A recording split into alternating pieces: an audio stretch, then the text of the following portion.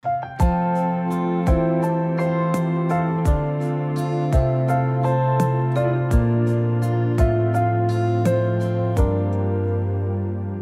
friends, welcome back to iSingPOP and another story here on Snug Stories. This evening, we're going to read an extract from the story The Railway Children by Edith Nesbit.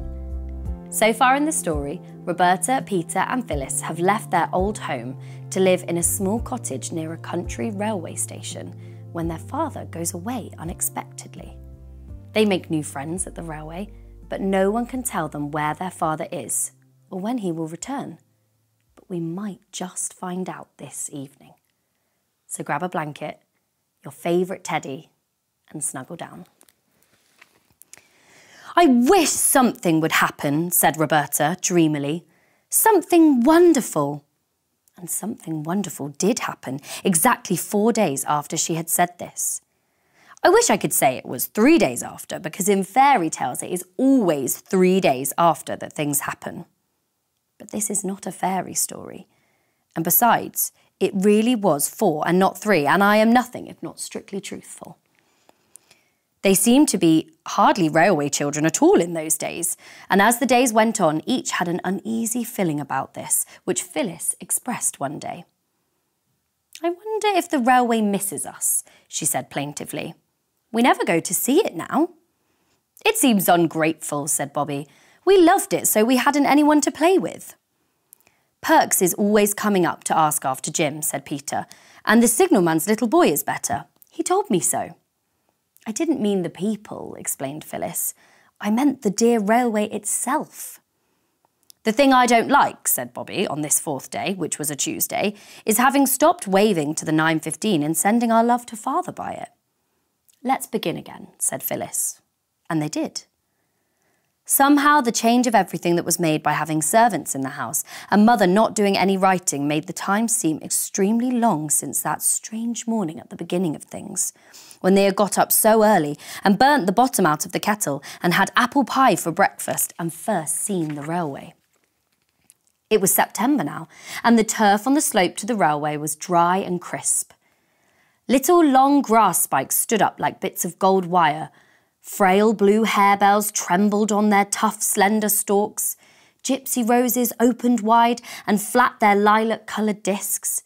And the golden stars of St. John's Wort shone at the edges of the pool that lay halfway to the railway. Bobby gathered a generous handful of the flowers and thought how pretty they would look lying on the green and pink blanket of silk waste that now covered Jim's poor broken leg. "Hurry up," said Peter, "or we shall miss the 9:15. "I can't hurry more than I am doing," said Phyllis. "Oh, bother it, my bootlace has come undone again."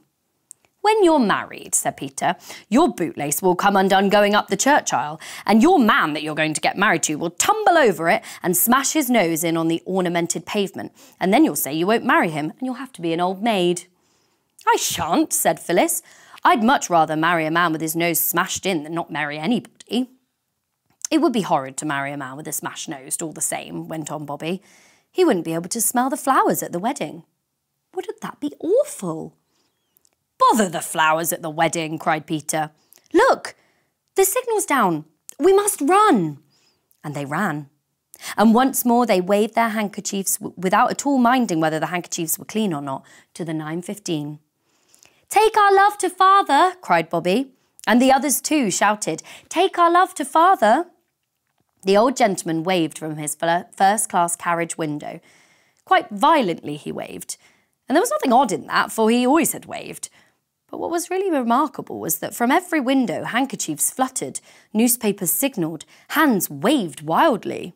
The train swept by with a rustle and roar, the little pebbles jumped and danced under it as it passed, and the children were left looking at each other. "Well," said Peter. "Well," said Bobby. "Well," said Phyllis. "Whatever on earth does that mean?" asked Peter, but he did not expect any answer. "I don't know," said Bobby. "Perhaps the old gentleman told the people at his station to look out for us and wave, because he knew we should like it." Now, curiously enough, this was just what had happened. The old gentleman, who was very well known and respected at this particular station, had got there early this morning and he had waited at the door where the young man stands holding the interesting machine that clips the tickets, and he had said something to every single passenger who passed through that door. And after nodding to what the old gentleman had said, after the nods expressed every shade of surprise, interest, doubt, cheerful pleasure and grumpy agreement, each passenger had gone onto the platform and read one certain part of his newspaper. And when the passengers got into the train, they had told the other passengers who were already there what the old gentleman had said. And then the other passengers had also looked at their newspapers and seemed very astonished and mostly pleased. Then when the train passed the fence where the three children were, newspapers and hands and handkerchiefs were waved madly till at the side of the train was fluttery with white, like pictures of the king's coronation in the biography. To the children, it almost seemed as though the train itself was alive, and it was at last responding to the love that they had given it so freely and so long.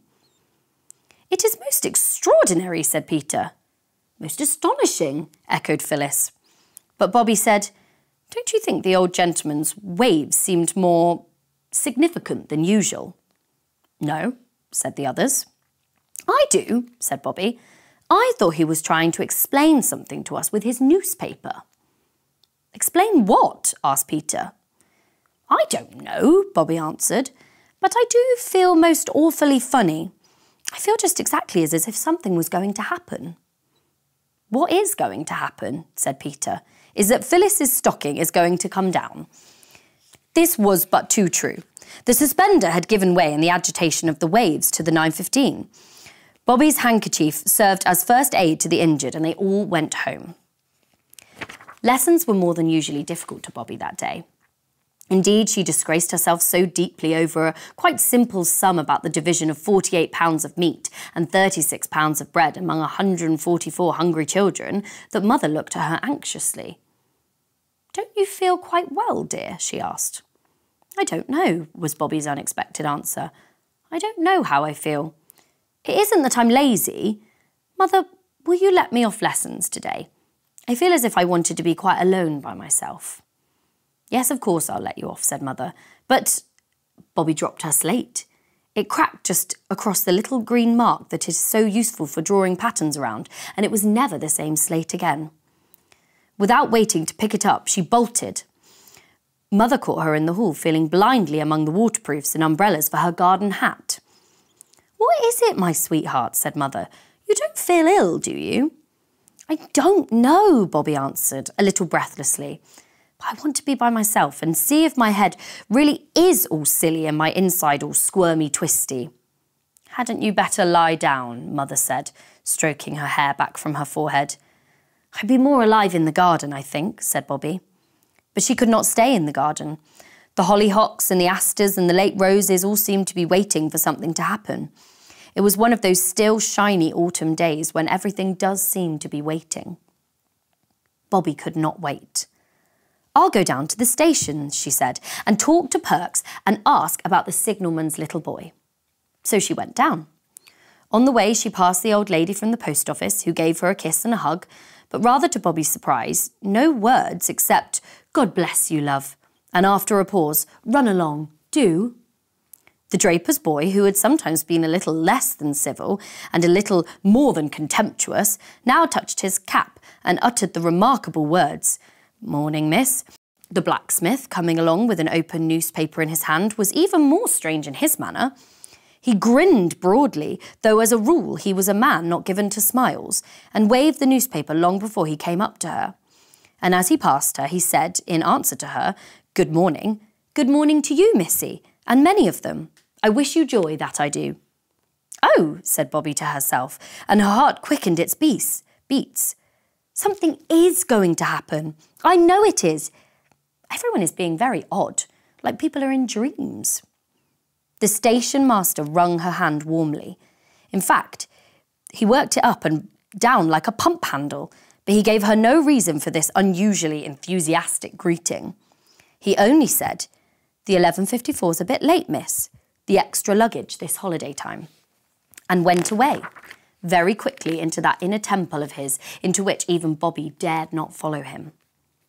Perks was not to be seen, and Bobby shared the solitude of the platform with the station cat.